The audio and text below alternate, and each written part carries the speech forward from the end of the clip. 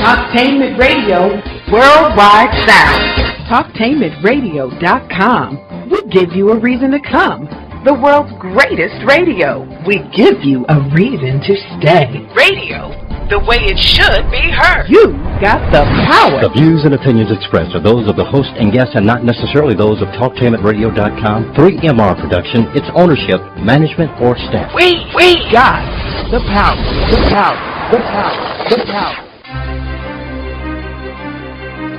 This is The Compensatory Concept with Mr. Neely Fuller, heard exclusively on TalkTainmentRadio.com, the world's greatest radio.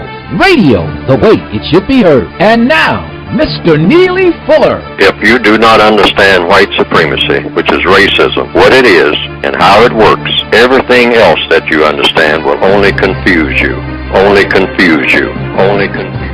TalkTainmentRadio.com, radio the way it should be heard. This is Compensatory Concept. I'm Brother Ed sitting in for Brother K on this Wednesday morning. Thanks for tuning in. Got Mr. Neely Fuller on the line out of Washington, D.C. Good morning, Mr. Fuller. I'm still learning. I'm sitting in just momentarily for a car. How's the weather up there, Mr. Fuller? Is it cold up there? We got a little bit of snow here early, like in November. Normally we don't get it until December. What's your weather like up there, Mr. Fuller? It's just cold, kind of chilly, you might say. Slight overcast, sun is shining. Mr. Fuller, I know you've had two works that you have produced over the years. Could you please tell us a little bit about those two books and perhaps how to obtain those two books? Well, one book is an extension of the other one. The second book is just a counter-racist word guide. It's sort of like a dictionary, but it's not really a dictionary. It's a word guide, counter-racist word guide, showing you how to use words to help to counter racism. Racism meaning white supremacy when you talk, because one of the basic tools that people who believe in white supremacy use is the tool of words. And they fashion words and give definitions to words that will serve the system of racism. Racism being white supremacy. So the victims of racism need to counter in their language every day racism by what they say. Not just in what they do, but also in what they say. And so that's the extension of the basic book, which is a textbook workbook for thought, speech, and or action for victims of racism. It has a long basic title called the United Independent Compensatory Code System Concept. Those words won't mean anything except when you read actually the book. It introduces you to what those words mean, because all words should have definitions that people can clearly understand. And what the white supremacists have done, they have taken language, particularly the English language, and made it supportive of the system of racism. So you have to study each and every word that you use. A lot of words that people are given, like diversity, like affirmative action, like freedom.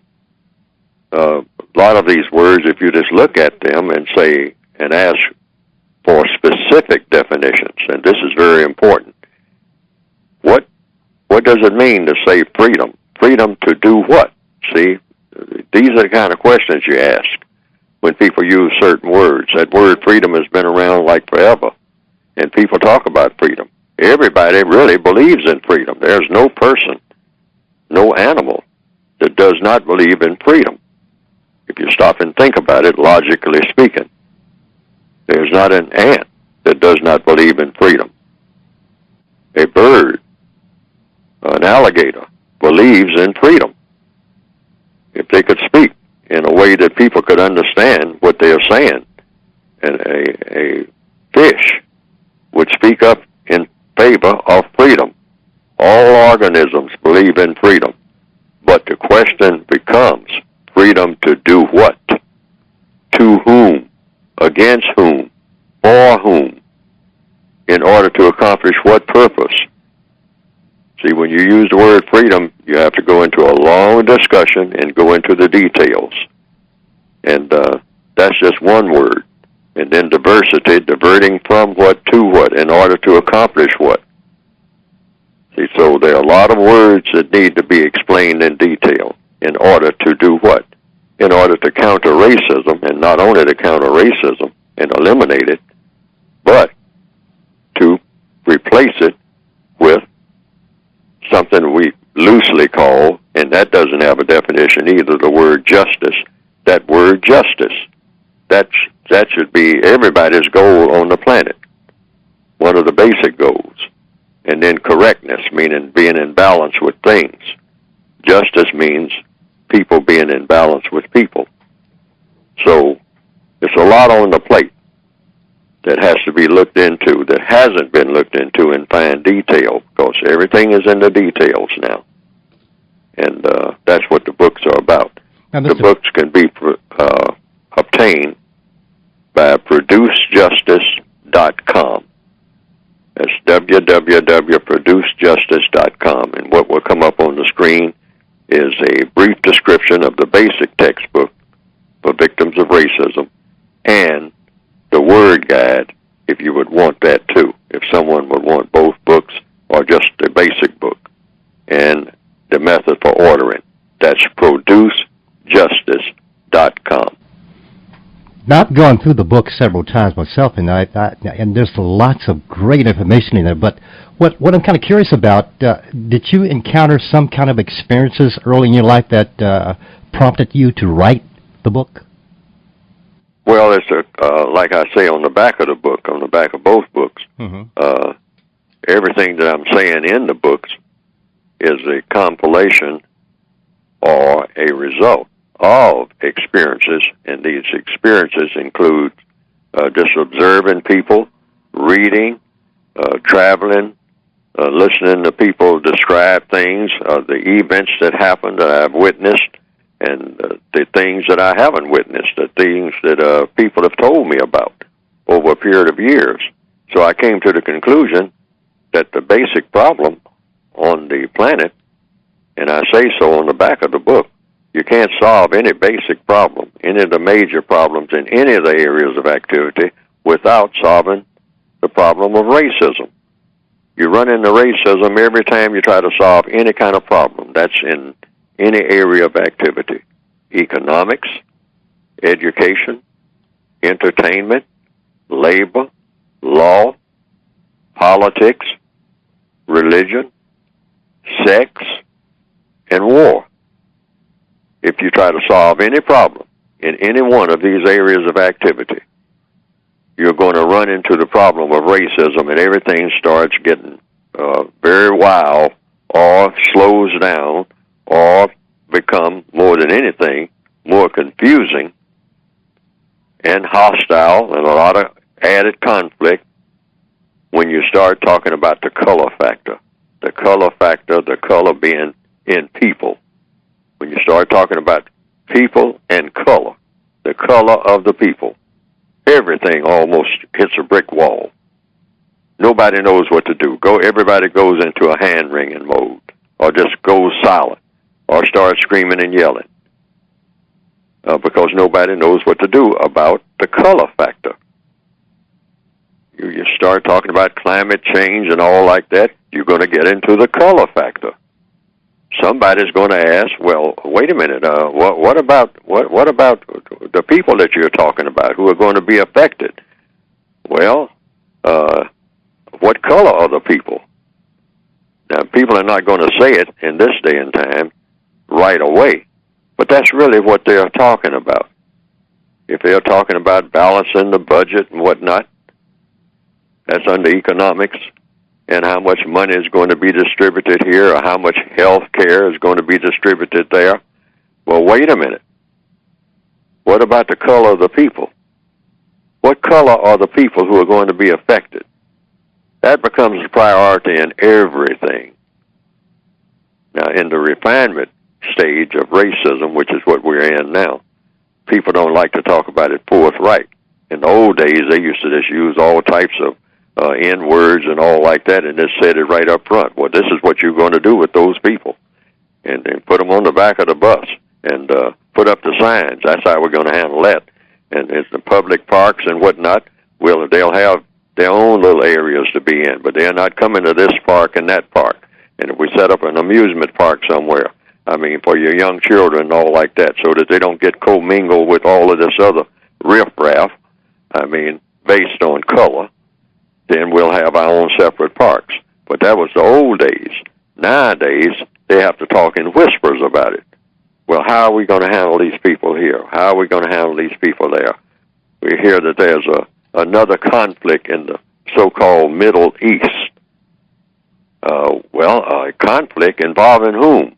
Well, it's a lot of people of color that's going to be involved there. Oh, well, now that's serious. Now we can't just go barging in there and start distributing stuff that's going to help people. We can't do this and that. We can't have any infrastructure and whatnot. In fact, we can't even have everything just settle down, and so that we can kind of orchestrate some type of solutions to basic problems. We got to keep that conflict going, because anywhere you have dark-skinned people, keep the conflict going. Whether it's in Southside Chicago, or whether it's in Venezuela, or whether it's in Brazil, or whether it's in the so-called Middle East, if they are people of color, keep the conflict and the confusion going. That's the order of business. That's how we're going to run the planet forever. And that's the voice of the philosophy of racism. And you can't solve any major problem without coming to the table at some point and saying, let's get off of this color standard of running the world's business. Once and for all, please, ladies and gentlemen, get off of the color standard for doing everything. Come to some kind of reasonable solution where you can have justice and correctness and peace based on universal logical principles that we already have the concepts for. But everybody backs away when it comes to, well, what color is the person? What color is the person? Because we're just used to doing things on the basis of what color somebody is. And we're not used to anything else. Both white people and non-white people. We're just not used to anything else. And we don't know what to do about anything on account of it. And we really don't want to just get too deep into it, because a lot of us, particularly huge numbers of white people, don't want a solution because they think the solution is already here. It has already been solved. They're comfortable with it. But it's extremely destructive of millions of people, even as we speak. Okay. And that's what my books are about. Okay, I'm realizing that your book is I would say, it's like a Bible for people of color, how to survive in white supremacy world. We have a lot of problems just within our own black world. Can that book be applied to just black-on-black type situations, or is it just a white type situation? No, it applies. The textbook workbook, the subtitle is a textbook workbook for thought, speech, and or action for victims of white supremacy. That means all of the people who are classified as black, brown, red, yellow, beige, tan, all of the people who are considered non-white collectively.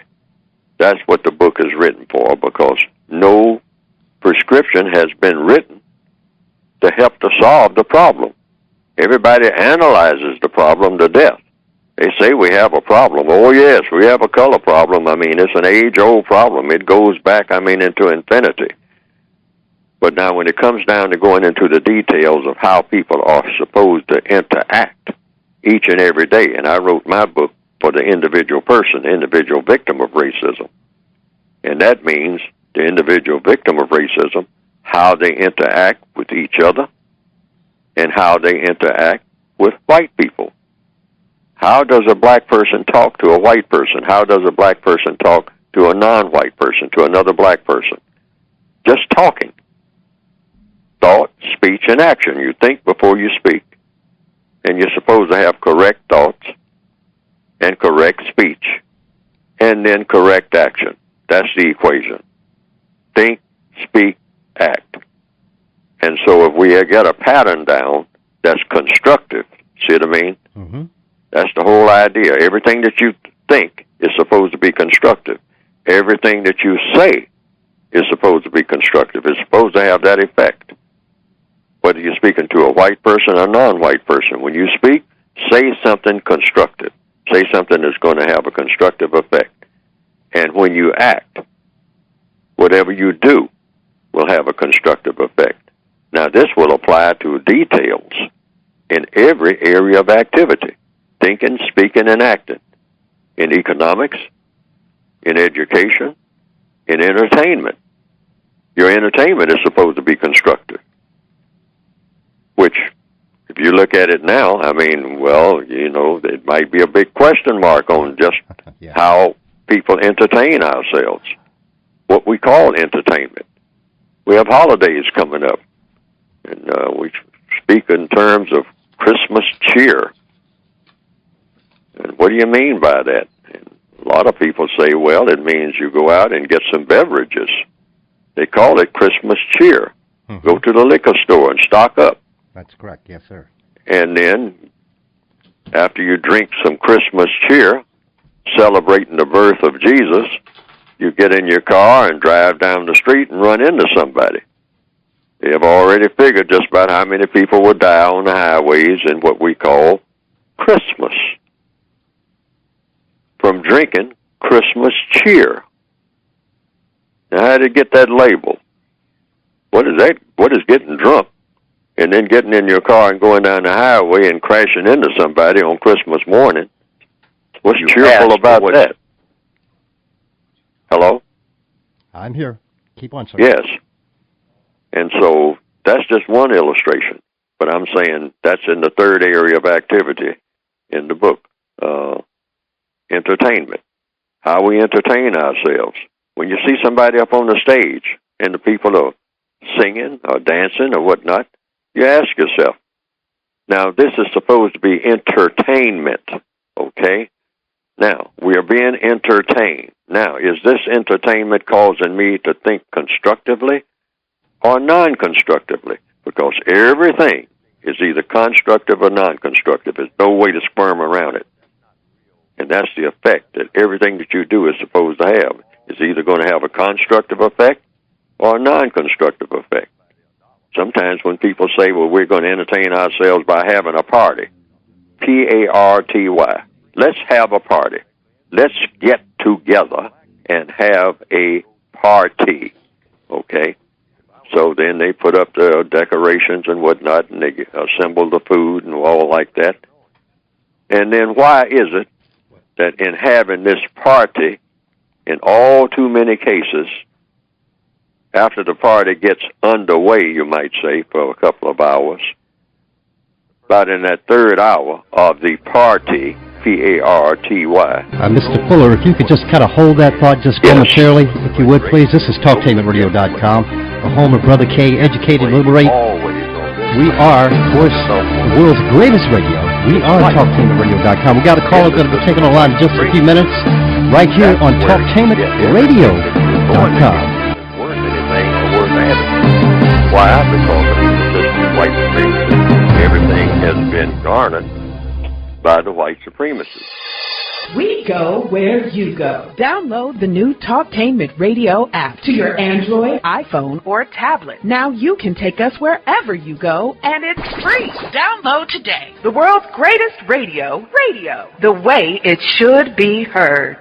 Richard Holt, research chemist, University of Rio Grande in southeastern Ohio, which again, you can see your condition. Richard's Remedy is a multi-purpose cream that works on a variety of skin conditions. I sell it in a 1-ounce container through the internet for $12.95 at richardsremedy.com. All major credit cards accepted. Call 937-607-4259 or go to email info@talktainmentradio.com for a free sample of Richard's Remedy. Big heart health benefits in just one small pill per day. Mega Red Omega-3 100% pure krill oil. Unlike fish oil, there's no fishy smell or aftertaste. Get all the powerful health benefits of Mega Red and Mega Red Extra Strength. Every baby can have the freedom to move their way in Pampers Cruisers. They adapt at the waist, legs, and bottom with up to 12 hours of protection for our driest, best-fitting diaper. Pampers. T-Mobile presents The Simple Choice. With T-Mobile, I can walk out with the new Samsung Galaxy S4 for way less than at AT&T. We have a big family. T-Mobile. Awesome. Well, now we'll all have the coolest phones in school. It almost makes up for the social stigma of living in a shoe. You live in a shoe. Choose to spend less upfront at activation for your new Samsung Galaxy S4 at T-Mobile. The United Independent Compensatory Code System concept by Neely Fuller is considered as one of the substantial and basic books for understanding and effectively countering racism. Neely Fuller will turn upside down everything you've heard and everything you think you know about racism and how it works. Call area code 202-484-5461. 202-484-5461. Hi, my name is Shiva Karfanya, and I'm with Panache Fitness, and I'm here with your Fit in a Minute tip for today. The app hazard. A 2012 report found that more than 20% of the 1,500 apps examined claim to treat or cure a medical condition. That's what's worrying the FDA, is that they don't always live up to those claims. Few of the health apps available today are research-based, yet consumers are turning to this co-pay-free advice in droves. Last year, an estimated 247 million people downloaded at least one mobile health app, and another recent study found that smartphone owners have turned to their devices with medical questions. Another study showed that 1 in 10 Americans often use symptom checker apps instead of seeing a doctor because that represents time off from work or they simply don't have medical insurance. Even savvy consumers can be sucked in, and the scary reality is, trusting your health to an app could leave you in worse shape than before you downloaded it. Beware of apps that promise fast or quick results. If it sounds too good, as the old saying goes, it usually is. Apps from well-known health organizations are most likely to have solid medical backing. You can also choose from government apps at app.usa.gov. I'm Shiva Karfanya with Panache Fitness, and this was your Fit in a Minute tip. Stay fit.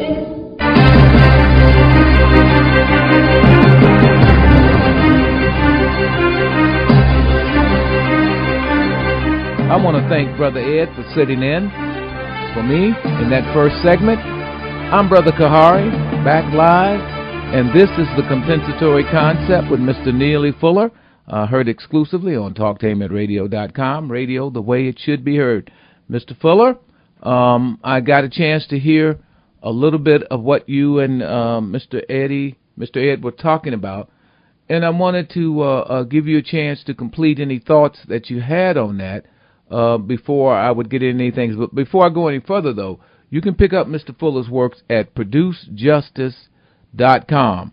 Produce justice is really one word. Even the language is changing under this technology in a sense, because we were taught never could that be two words, but under this technology it's one word, www.producejustice.com, and follow the prompts. As soon as you get there, it'll tell you exactly what to do to get 2 copies of what we are saying here for a long time, for many years, is the most definitive and declarative work on racism and white supremacy available anywhere on the planet. So you must get your copy, read, study it, test it. That's the most important thing. Test it. Mr. Fuller always says, I'm either telling the truth or I'm not. I'm either correct or I'm incorrect. But the thing you have to do is go test it to see if it holds up.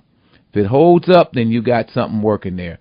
And the other thing is always be prepared to advance knowledge. Just don't sit there, because things will change and you have to advance information and add to, so that it becomes a continuing piece that we all can look at and hopefully develop and come to some sense where we can eliminate what's going on. Mr. Fuller, we're joined by a caller. Caller, you're on the air on the compensatory concept. Go ahead, sir. Or ma'am. Yes, am I on? Yes, you are. Go ahead. Yes, I have just one question, but before I get to that question, I've read Neely Fuller's book, and after listening to Mr. Fuller's lectures for the past 2.5 years, I have made my evaluation that everything that he has said has been true from my point of view. Why? Why is it true? Why is it true from your point of view? Well, I mean, racism, white supremacy does exist because it seems like everywhere, white people have gone, they've colonized and come with their religious beliefs and, basically tried to convert people. And, I mean, for white people to only be 1/10 of the world population, but control, a vast amount of the wealth and resources of the world, it's got to be some type of system that's in place that they're practicing for them to be so successful. But a lot of people don't see that because you've got Barack Obama in place, you've got China in place, you've got India in place, you've got Brazil coming in place, you've got the Saudis, you got all of these classified as non-white folk. Oprah, you got all them sitting there. So so one would come back and ask you, caller, how could that be with all of this? What would your response be?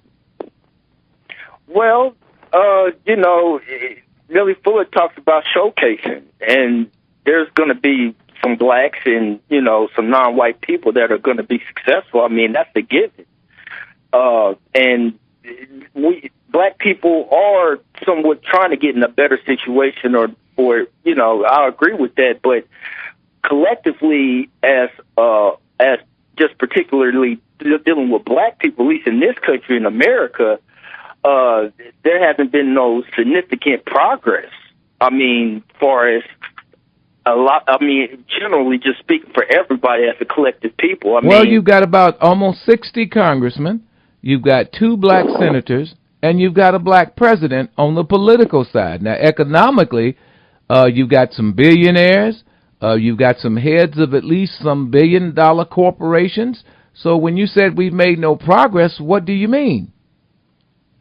Well, I didn't say we haven't made I said we haven't made a lot of progress. I mean, we've made somewhat progress, but, I mean, I can't really see, I mean, we have a black president, but it's just, like I say, it gets deep in the deeper conversation, but I just want to ask Neely, I want to get to one particular important question that I want to ask Mr. Fuller. Okay, go ahead. All right, Mr. Fuller, in your book on page 58, you explain that when we are in contact with each other, we should be producing, building, repairing, improving, and or cleaning those things of constructive value. My question is, can you be more specific in detail about what you truly mean about producing and building, repairing, and improving? So when I say detail, do you mean producing the job or constructive talk when I'm dealing with another black person, or can you just explain in detail so I could know about how to go about doing that? Well, just simple things. If you're going to visit someone, you should have a constructive reason for doing so. You just don't go visit like we did, like that is traditional. It's almost a tribal tradition. Just go sometimes and just sit. And maybe, do a little chanting and whatnot. If you want to do that, or what they call just kind of visiting each other. Just to sit and look at each other. Going back to the tribal custom, sometimes people just did that. They were just in each other's presence. Nobody's saying anything. That used to be, and it still is, among some tribes, throughout the world, of dark-skinned people. They just go and visit. They come down the road, over the hill, or go up on the mountain, or wherever, or around in the valley, and they just suddenly show up, and they form a circle, and just sit around and look at each other sometimes, and with practically no one saying anything. And this is relatively harmless in a world that is at peace. But in a wartime, you adapt customs. Your customs should be tailored for the war. for the war effort. And the world is at war. Ever since the beginning of the system of racism, has been a war. And all of the so-called wars that are called that we call wars in that system are really not wars. They are battles in the wars. There's only one war, and that's the war between those who believe in racism and those who don't. And that has been going on since the beginning of the system of racism. So when you visit people now, it should be for a very specific purpose, constructive purpose. You should come away from that visit saying something that you have accomplished that was of constructive value. And when I say visit, I mean even on the telephone, because that's a form of visiting now with the new technology. Everybody's got a cell phone throughout the world. If you visit somebody by telephone, you should have in mind, now when I conclude this conversation, I should be able to specifically say, what was the constructive result? That should be your question. Otherwise, you don't have any business picking up a phone and calling anybody on the planet at any time.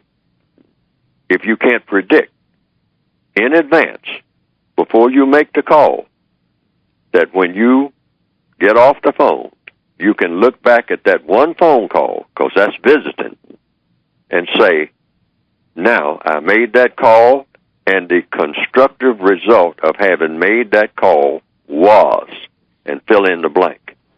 If you can't do that, logically speaking, you have no business making the call.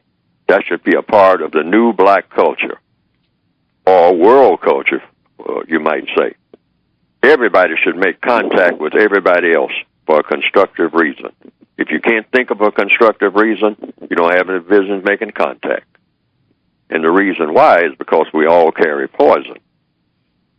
And black people carry a lot of poison that's been planted in them a long time ago by the white supremacists, which is why many, all too many of our contacts, even when we have the best of intentions, we'll start off with the best intentions, but when we actually make contact, we have a breakdown in communications. And that usually leads to chaos, confusion, and conflict, and yellow tape all over the neighborhood. And where did it come from? It came from contact without having a constructive purpose. And we see the results of that. That's very important. On page 58 it says, yes, cleaning, repairing, or discussing how to, like we're doing now. Can't get lost. That's number 2 on that list. There's only 4 things on that list. Number 2 is discussing ways and means of getting rid of racism and replacing it with justice, or just producing justice, which would take in the discussion on racism because it has to. That's number 2 of the 4 things. Number 1 is cleaning, repairing, or helping somebody clean, repair, or construct something that you can use for a constructive value. If you go into somebody's house, you say, well, I came over here to help you paint the garage. That's why I'm here. Otherwise, I wouldn't be here. I would have no reason for coming here. Just to come over here and look at you, I'm not doing that. Yeah. See, we got that old custom of just coming, black people assembling just to look at each other. And then the more we look, the more we dislike each other because there's nothing constructive going on. And then we start doing what? Picking at each other. Yep. And then the next thing you know, we start out joking and whatnot because we're good at jokes. We joke all the time. Everything is a joke. Just joke after joke after joke. Mr. Fuller, and the next thing you know, you say something to offend someone, and then about an hour later, you got yellow tape fluttering all over the neighborhood. Yeah. You got 3 dead bodies there on a nice, pretty, sunny day while the birds are still singing. And you have people walking around looking in iPads and writing reports and measuring off this and measuring off that and putting yellow circles around 9mm shell casings. And little boys in the neighborhood are asking, what's going on? What's happening, Mama? You know? Well, I don't know. It looks like there was an argument across the street.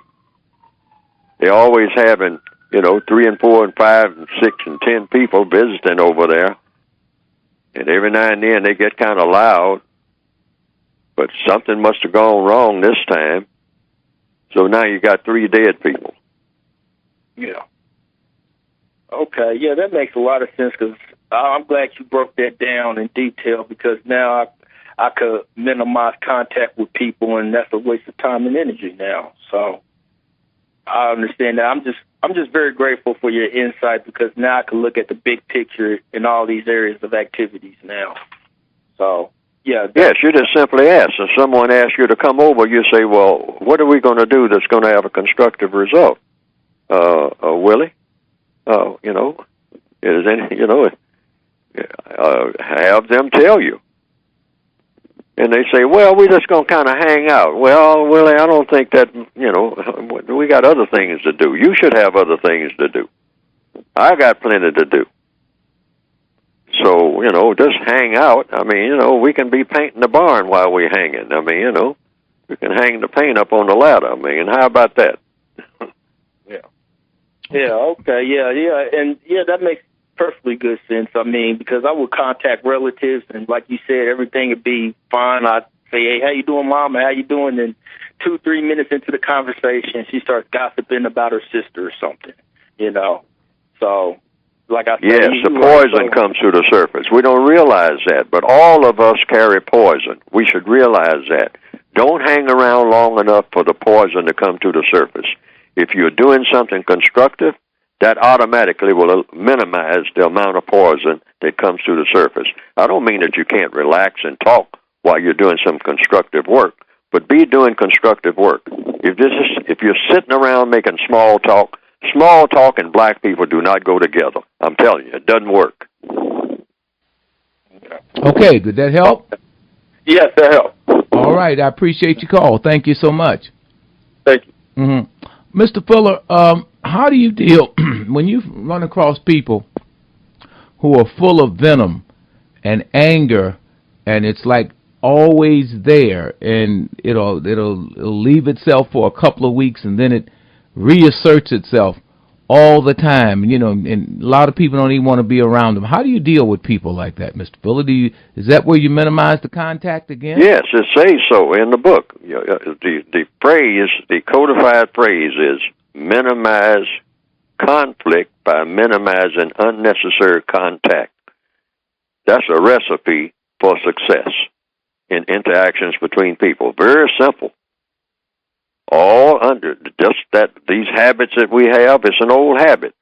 You know, we all have it. I mean, we all have that tendency to, you know, just we get bored and whatnot. We want to reach out and touch somebody, okay? But the touching becomes toxic real quick. It's just that way. I'm sorry, but that's just the way it is. And so if you have a constructive plan before you reach out, then the concentration will not be on the person, it will be on the plan. And so if you notice, when two people are doing something, I mean, making a boat or whatnot, I mean, and they're really concentrating on that boat, they minimize conflict with each other because both of them are not concentrating on each other, they're concentrating on the boat. Right. Okay? One is working on the stem and the other one's working at the stern. But they're both working. But they're working together. You might say, well, how do people get together? When do they get together? Get together and do something constructive. And just make that a habit.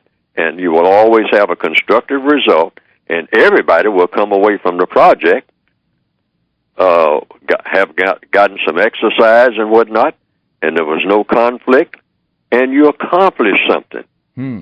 I mean, it's a winning situation all the way around. And then you just wave each other goodbye and say, well, you know, it's been a nice afternoon. I mean, you know, we got this done in about 3 hours. I mean, hey, this really worked out fine. See what I mean? And then it's goodbye until the next project. Now, does that work the same way in male-female relationships? Absolutely. Even in a house itself. Two people sitting around doing absolutely nothing are going to start picking at each other if you go according to the tradition. I mean, you know, what are you looking at me for, you know? I mean, the poison comes to the surface. And it's deep. That poison is very deep. Stay right there, Mr. Fuller. We got a lot more to talk about. And I want you to stay right there. More to talk about. With Mr. Neely Fuller, heard exclusively on TalkTainmentRadio.com. Radio, the way it should be heard.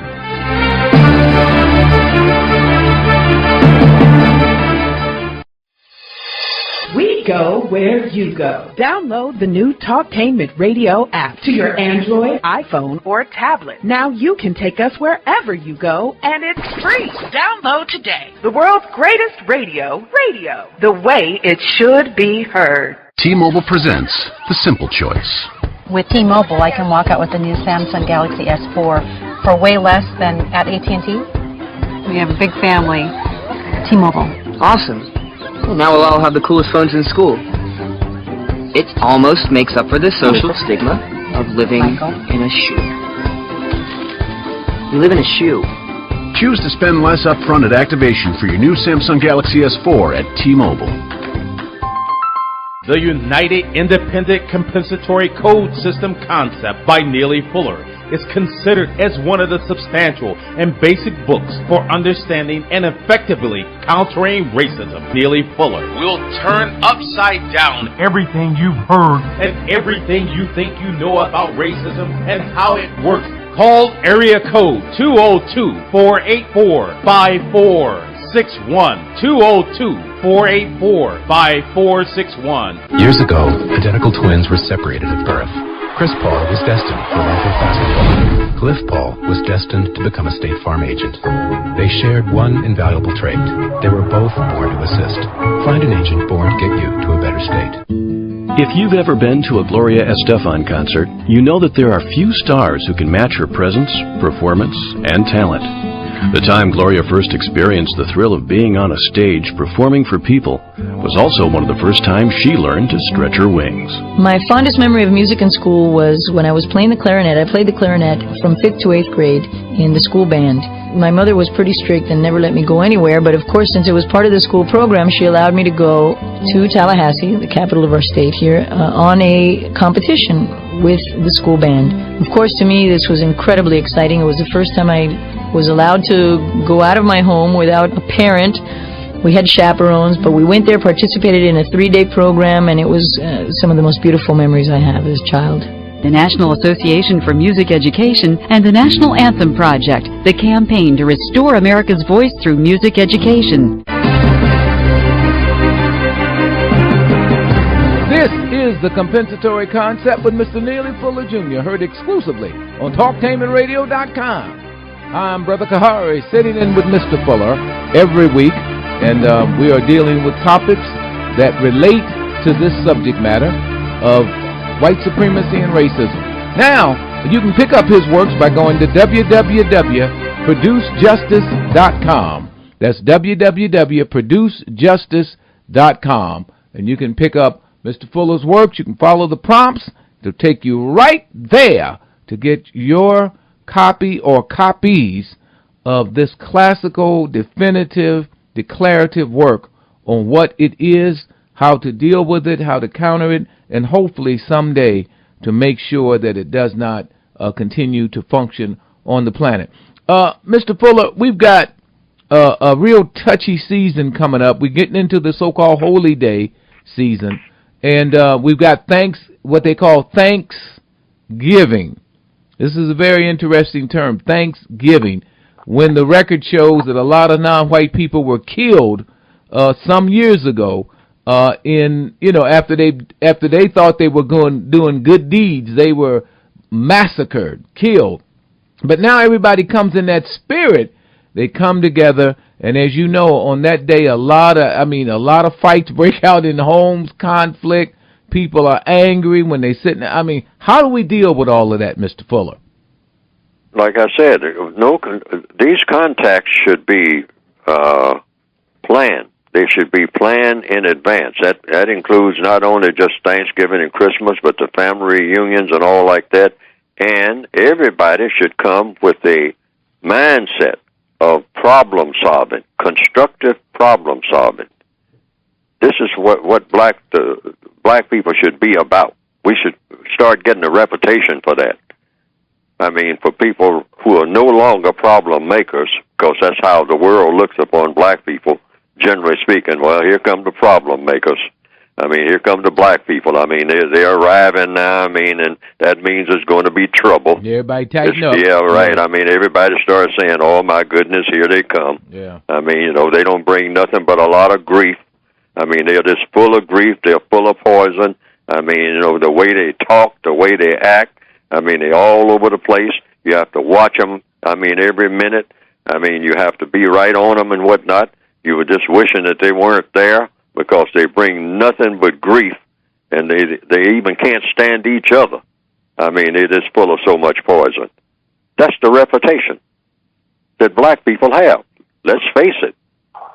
Now, but we don't have to have that reputation, and it can change in 15 minutes. 15 minutes or less.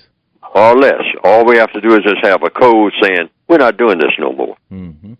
We're not assembling unless we have a constructive reason for doing so. If you can't give me a constructive reason for being where I am, I'm out of here. That includes Thanksgiving dinner. Yes, that includes Thanksgiving dinner, Christmas this, and holidays and birthdays. And what I say in the code book, I always tell people, sometimes people call me and wish me a happy birthday and all like that. I accept that, I mean, because it's done with the spirit of correctness, I guess. But I always tell people, I haven't had but one birthday. That's following the logic. I was born. The day that I was born was my birthday. I don't have a birthday every year. I have breath days. I have a birthday, then I have breath days. That's every day that I'm breathing, because I've been breathing ever since I was born, or I wouldn't be here. Oh, you wouldn't be here. And so those are breath days. I'm having a breath day right now, and I use that day. Try to use it in the most constructive manner, because these are all gifts. And then one day, hopefully it will be projectedly, I'll have not a breath day, I will have a death day. That's when I stop breathing. I'll no longer have any more breath days. And while I have these breath days, I should be thinking about doing things constructive until that death day. Until that non-breathing day comes. Yes, until that non-breathing day. But I am only born once. Now, some people say you're born spiritually. That's in the Christian religion twice, if you accept Jesus as your Savior. But that's according to a religion. If that's your religion, then you're born twice then, according to the people who call themselves Christians. Mr. Okay, Fuller, but people of other faiths, that's different. Right. You only have one birthday. Right. So you don't, and then why are you celebrating a birthday? You didn't have anything to do with it. That was the result of somebody else's pleasure. Mr. Fuller, we've got a caller that's joined us. Caller, you're on there with Mr. Neely Fuller and Brother Kahari. Go ahead. Good morning, Mr. Fuller. How you doing? I'm still learning. Okay, this is Eddie. I used to talk to you all the time and call you bug you, and I appreciate you, and I want everybody to know I've learned a lot how to live my life as a result of you.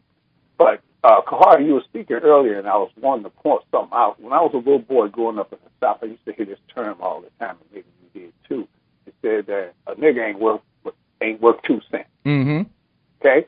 Now, as I grew older and learned... Bro, wait a minute, bro. Still hear it. I still hear it. I mean, it ain't changed. Right, okay. Yeah, you so still hear that. I started to learn that statement and understand what they meant by that. Think about that. Most white people got 2 incomes. They got 100% theirs and 98% yours. Is that correct or incorrect? All right.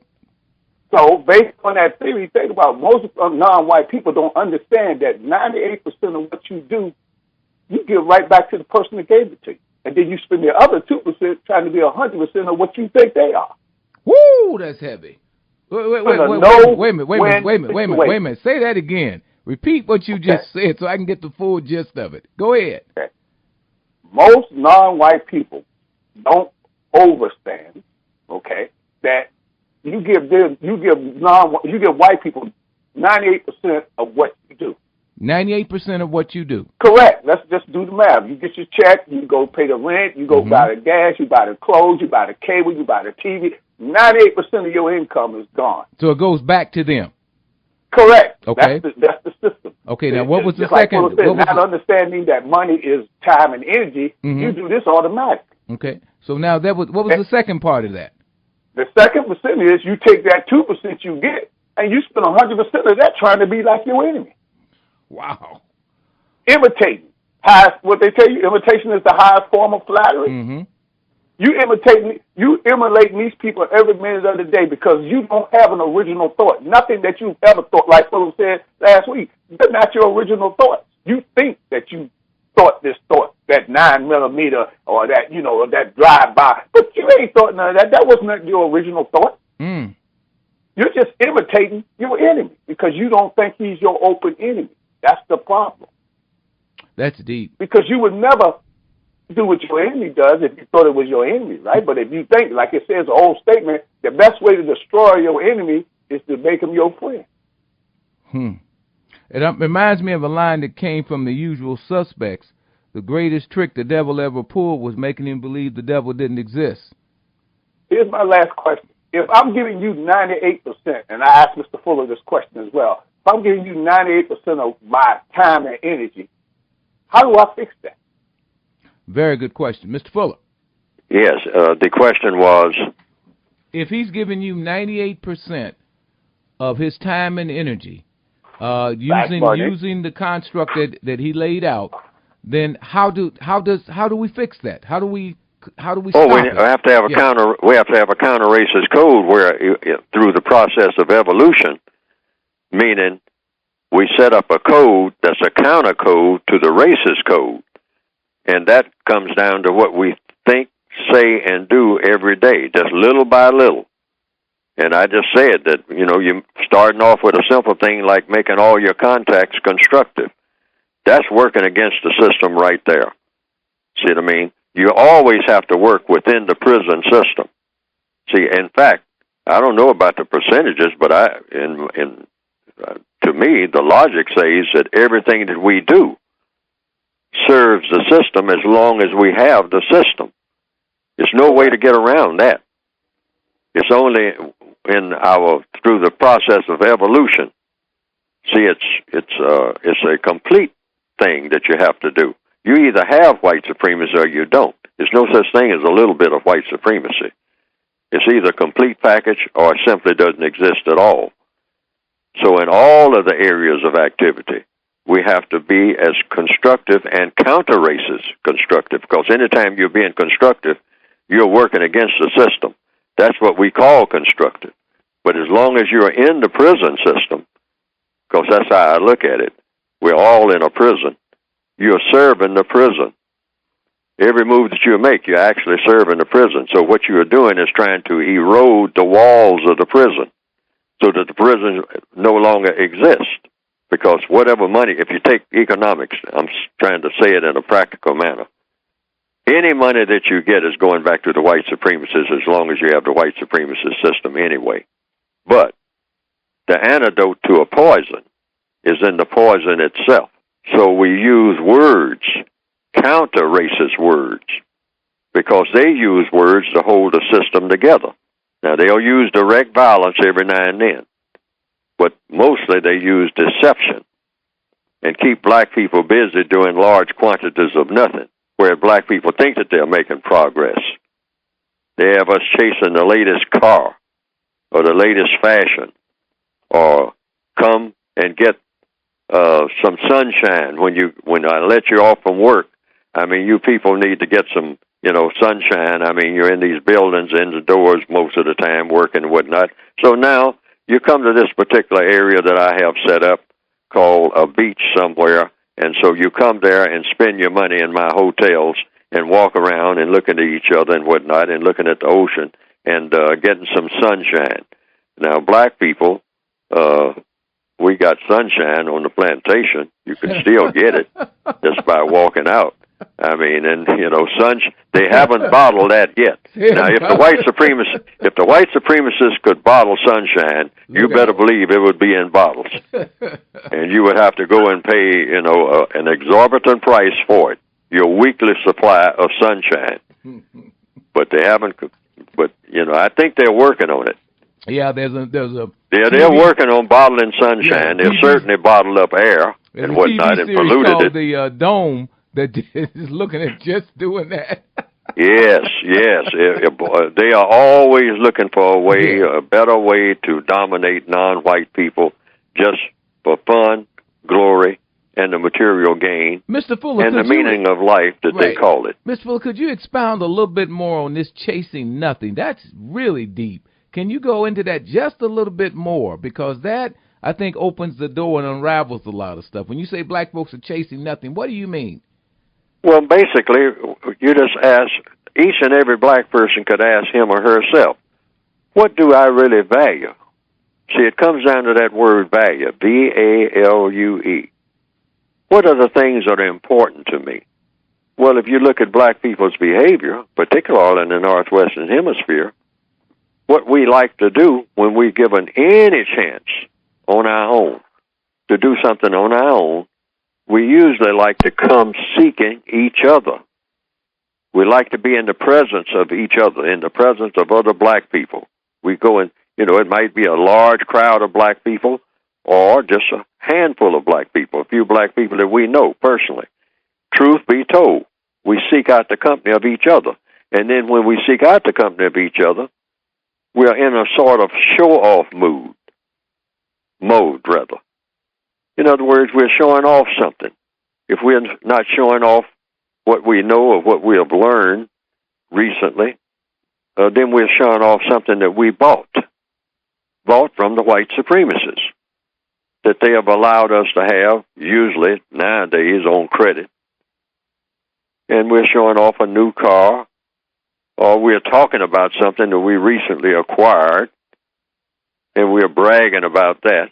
It's showing off and bragging. That's usually what we do once we come in each other's company. Now, if we don't have anything recently that we have acquired to show off or brag about, then we just sit around and kind of look at each other. And then we brag about this as being black culture. But if we look at the details of what black people actually do, because culture is what you do, look at the details of what black people actually do when they get a little, what you might call free time. Mm-hmm.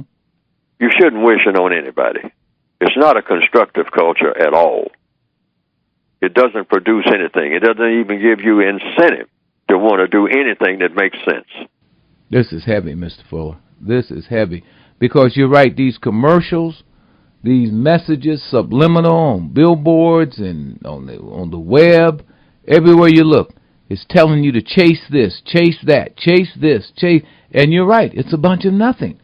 Yes. And people get caught up, and that's what they do. They show out and show you all the stuff that they have been told to chase, and they chased and got. And those who got the most of the stuff they chasing show out the most. And then once you do it, let's think about the result of it. Once it's done, and everybody says, okay, well, we have acquired this, we've acquired that, so we stand around looking at it. And so now the question is, now what? See, I mean, it almost gets a little bit silly.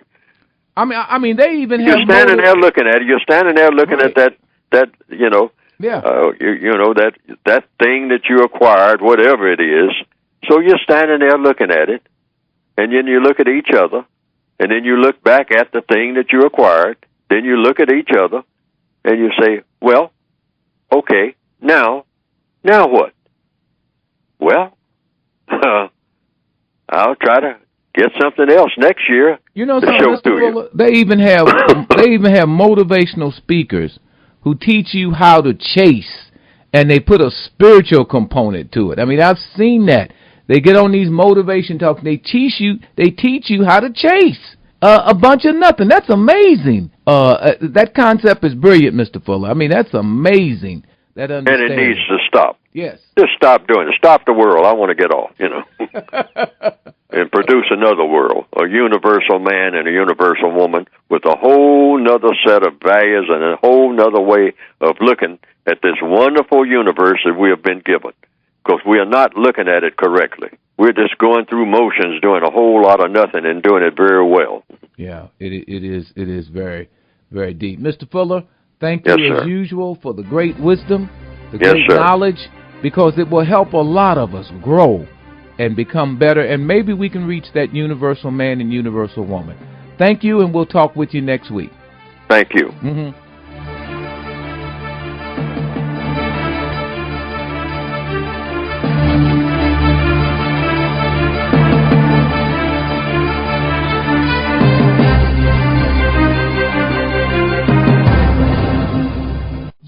You've got the power. The world's greatest radio. TalkTainmentRadio.com.